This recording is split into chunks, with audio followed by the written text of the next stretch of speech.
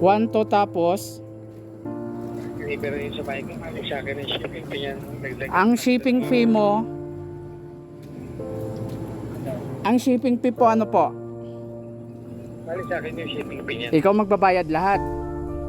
Nagdagan na lang kita ng 150 kaya namin. Oh. Sa bahay ko. Ang laki naman sir ng dagdag mo sa akin, 150. Totoo ba yan sir? Kasi kaya namin tatanggal kasi.